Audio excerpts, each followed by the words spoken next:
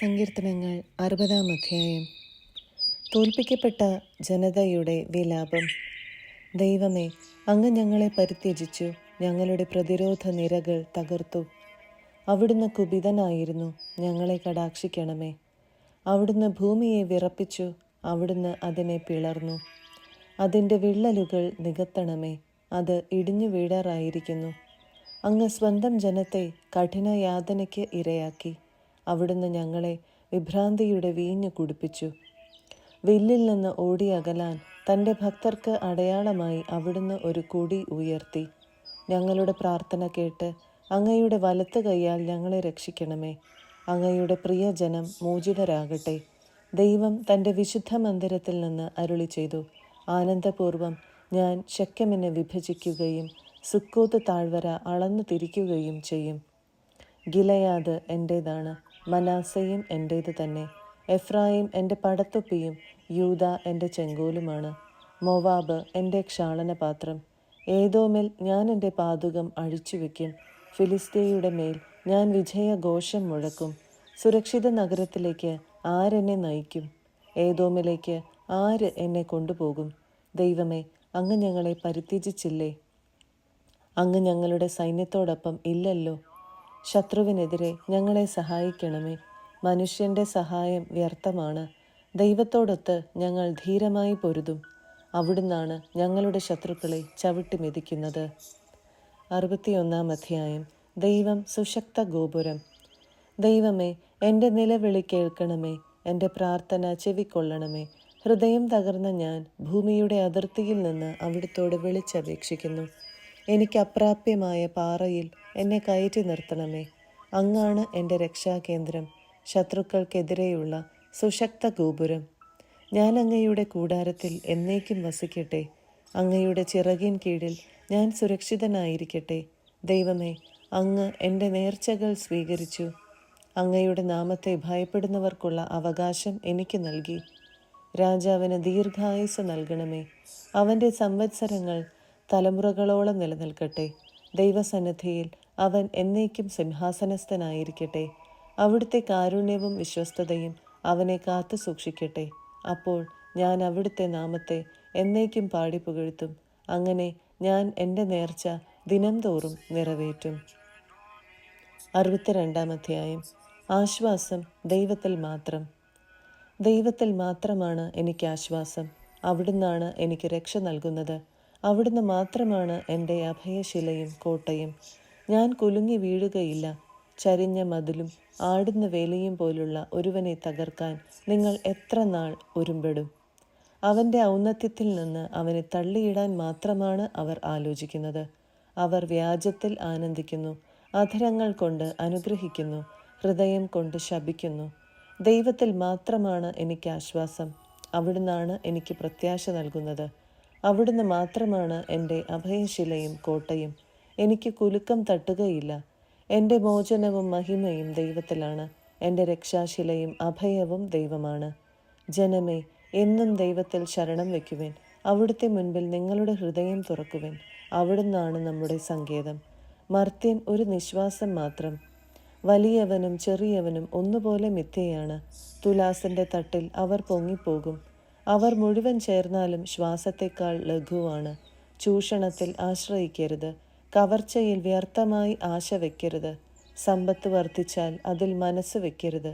ദൈവം ഒരു പ്രാവശ്യം അരുളി ചെയ്തു, 2 പ്രാവശ്യം ഞാനത് കേട്ടു. ശക്തി ദൈവത്തിൻ്റെതാണ്. കർത്താവെ, കാരുണ്യവും അങ്ങയുടേതാണ്. അവിടുന്ന് മനുഷ്യന് പ്രവൃത്തിക്കൊത്ത് പ്രതിഫലം നൽകുന്നു. 63-ാം അധ്യായം. ദൈവത്തിനു വേണ്ടി ദാഹിക്കുന്നു. ദൈവമേ, അവിടുന്നാണ് എൻ്റെ ദൈവം. ഞാൻ അങ്ങയെ തേടുന്നു. എൻ്റെ ആത്മാവ് അങ്ങേക്കായി ദാഹിക്കുന്നു. ഉണങ്ങി വരണ്ട ഭൂമി എന്ന പോലെ എൻ്റെ ശരീരം അങ്ങയെ കാണാതെ തളരുന്നു. അങ്ങയുടെ ശക്തിയും മഹത്വവും ദർശിക്കാൻ ഞാൻ വിശുദ്ധ മന്ദിരത്തിൽ വന്നു. അങ്ങയുടെ കാരുണ്യം ജീവനേക്കാൾ കാമ്യമാണ്. എൻ്റെ അധരങ്ങൾ അങ്ങയെ സ്തുതിക്കും. എൻ്റെ ജീവിതകാലം മുഴുവൻ ഞാൻ അങ്ങയെ പുകഴ്ത്തും. ഞാൻ കൈകൾ ഉയർത്തി അങ്ങയുടെ നാമം വിളിച്ചപേക്ഷിക്കും. കിടക്കയിൽ ഞാൻ അങ്ങയെ ഓർക്കുകയും രാത്രിയാമങ്ങളിൽ അങ്ങയെക്കുറിച്ച് ധ്യാനിക്കുകയും ചെയ്യുമ്പോൾ ഞാൻ മജ്ജയും മേധസ്സും കൊണ്ടെന്ന പോലെ സംതൃപ്തി അടയുന്നു. എൻ്റെ അധരങ്ങൾ അങ്ങേക്ക് ആനന്ദഗാനം ആലപിക്കും. അവിടുന്ന് എൻ്റെ സഹായമാണ്. അങ്ങയുടെ ചിറകിൻ കീഴിൽ ഞാൻ ആനന്ദിക്കും. എൻ്റെ ആത്മാവ് അങ്ങയോട് ഒട്ടിച്ചേർന്നിരിക്കുന്നു. അങ്ങയുടെ വലത്തുകൈ എന്നെ താങ്ങി നിർത്തുന്നു. എൻ്റെ ജീവൻ നശിപ്പിക്കാൻ നോക്കുന്നവർ ഭൂമിയുടെ അഗാധ ഗർത്തങ്ങളിൽ പതിക്കും.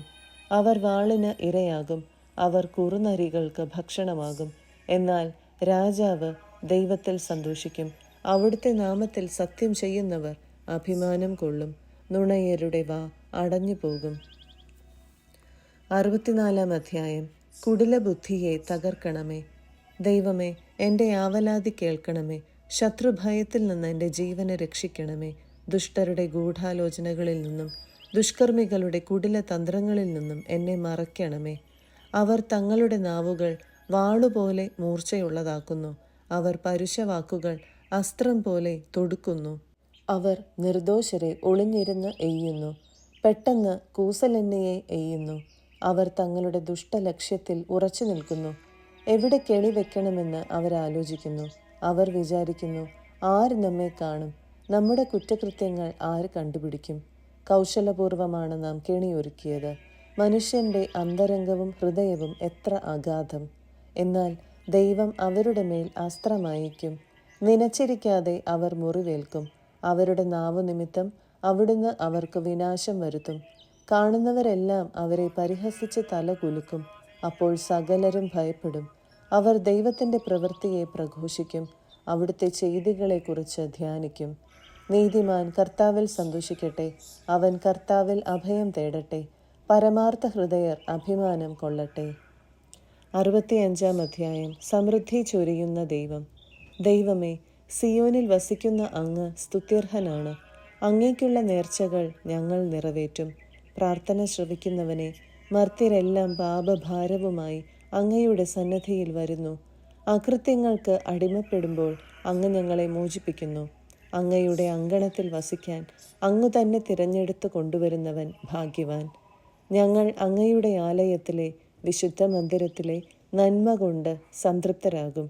ഞങ്ങളുടെ രക്ഷയായ ദൈവമേ, ഭീതികരമായ പ്രവൃത്തികളാൽ അങ്ങ് ഞങ്ങൾക്ക് മോചനമരുളുന്നു.